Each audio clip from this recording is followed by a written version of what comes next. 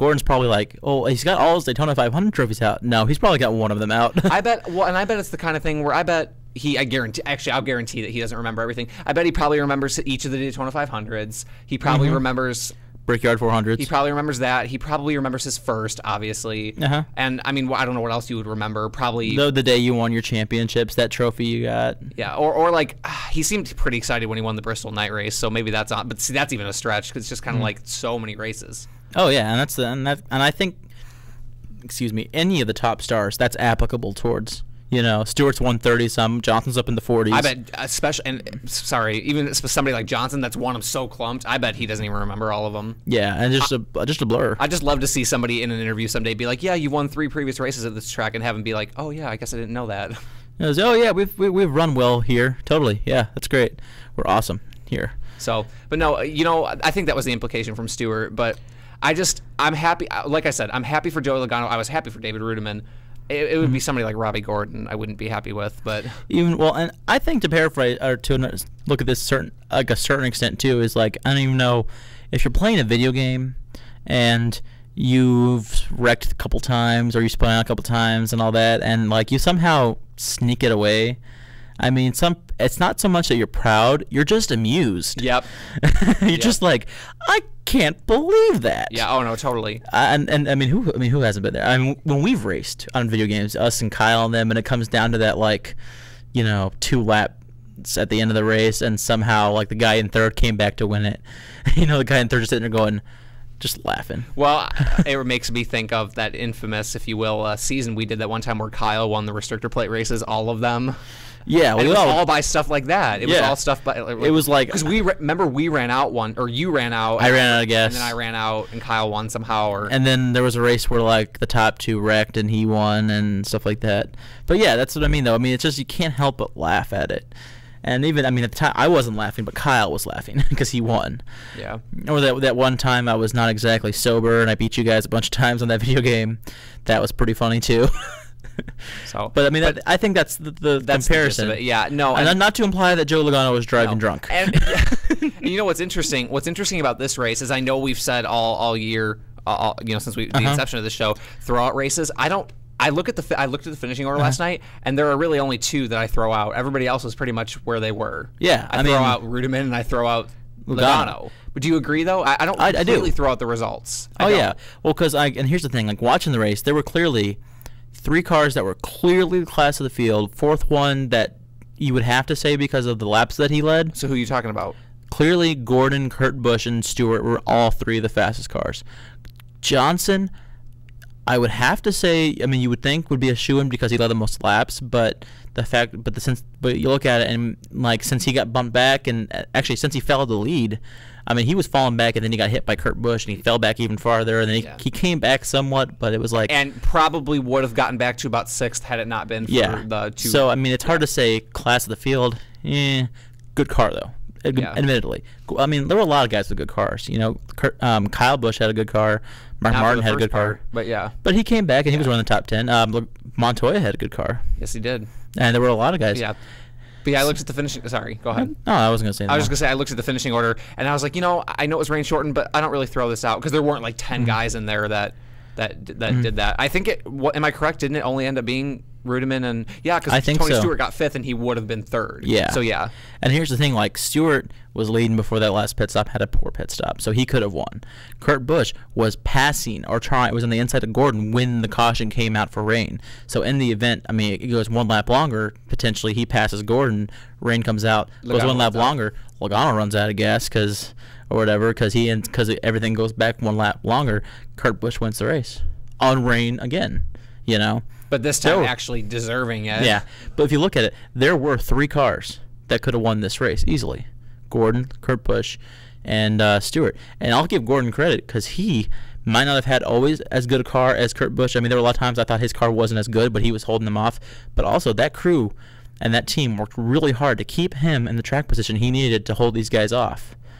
And, I mean that's the thing. That's what he had that Stewart didn't yesterday. Stewart had a good car, better car, but his crew made that mistake at the end. Did you hear Jeff Gordon's besides the Logano part, the rest of Gordon's post-race interview? I was sitting there, yeah. Oh, yeah. I couldn't remember if he was just like, my crew was unbelievable. And he today. was right. They were lights out. And that was as much a part of him running well yesterday. In fact, he even said, like, even though he didn't lead like the most laps or anything like that, he was always, if he wasn't leading, he was like second. Oh, I did the entire race. Yeah. I'm actually really impressed with Kurt Busch's run. They lost it there for a little bit in the middle, but they got it back too. And of course, Stewart, every time he pulls up the backup, is fast too. I think somebody said, why don't they just race their backups? Instead of keep bringing them as their backup, why don't they make it out your primary car? Yeah. But then again, hey, maybe Stewart Haas really is so good their backups are just as fast as their primaries. Yeah. Juan Montoya quietly had a good run. He was pretty solid. I don't know. Here's the thing I feel bad for Montoya about. Another top 10 finish, good run for him, and yet Kane finished 2 spots in front of him. Kane's like right on his bumper for the chase now. 1 point. 1 point. I feel bad for him, really. And then, I wish I knew who was 14th. Who's Boyer, I think. Yeah, I want to say Boyer, but we don't have don't quote us on that. Whoever's 14th is only 12 points out of the chase. Yeah. Because Martin's 11th, Montoya's 12th, Kane's 13th. And I want to say Boyer's 14th. It's got to be. I think it's Boyer. And even like it wouldn't be Jeff Burton. Jeff Burton fell 16th. Yeah. Speaking of that, and you had brought that up. I said that in the race and all that. And here was the thing I kept saying last week was I don't feel it with Burton this year. I don't think he has the cars because he ran well yesterday. And then there he goes. He has the firepower yesterday, and there's that big wreck, which is crazy in and of itself that we had such a huge wreck at Loudon. But there was that big wreck that took him out and took out 2 of the other RCR cars. And one thing about Jeff Burton, I don't know how anybody, I don't know anybody that dislikes him, but his interview, they have said for years that he's kind of one of the spokesmen of like in the NASCAR garage, and he was like what he said was, it was crazy restart. It's a shame, blah, blah, blah. But then he said, he interrupted himself and said, let me be clear. We've wrecked here like this under single files. I don't want anybody to jump to conclusions. Well, even the guy interviewing him was jumping to conclusions. He was like, so you're saying that these double file restarts are bad? And he's like, no. Anything that's positive also has a negative, has a downside to it. And let's be clear, we've wrecked here in single file restarts, which again, they've always had double file restarts. They've just never been lead lap cars stacked double file. Yeah, and I have to keep pointing that out. That drives me nuts. It's just that was just he was kind of like, what, we wrecked, but you know what, it's a part of it. We ran. He said we ran well today. Yeah, and then there was the flip side of that. Harvick was just like, we wrecked. Harvick was like, they put us out of our misery. I'm not gonna lie. What did you said that Harvick's kind of adopted the whatever. At this point, it's just kind of like you can't. At this point, you just have to stop and laugh at it because it's just gotten. It's almost just like your luck is so bad that it's funny. Kyle, I think Harvick's done for the chase.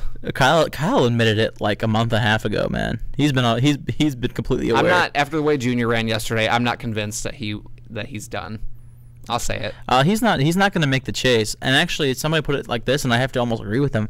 The best thing for this team right now could be to miss the chase. Wasn't it somebody? It was one of the announcers that said that, or it was Larry Mack that said. I remember Larry Mack said I think they need to forget about the chase.